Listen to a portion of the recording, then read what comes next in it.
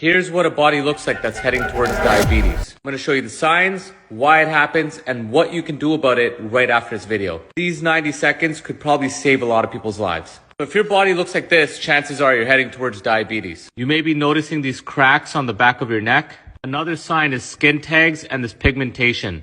Another sign is the darkening of the skin on your fingers. Another sign is if your waistline is more than half your height.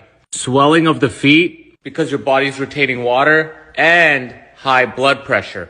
Another sign is you're starting to get a fat neck because there's fat being stored around here, making it harder to sleep or even developing sleep apnea.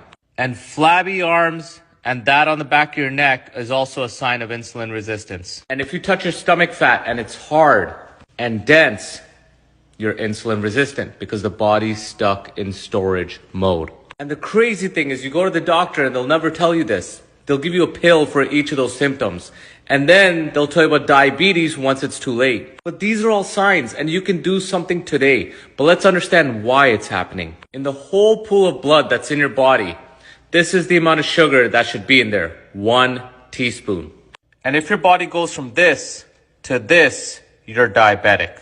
Your body is so tightly regulated. So whenever you eat food, that food increases your blood sugar. It may increase it to that. It may increase it to that. It may even increase it to all that. So having cereal in the morning may do something like that. Compared to eggs and healthy fats like avocado may do something like that. Now, if you eat something like that, your body's insulin levels may go from this to this, and then it's pretty easy for it to come back down. But if you're having something like that, and your blood sugar goes from this to that, now your insulin goes up much higher, and it takes longer to come down.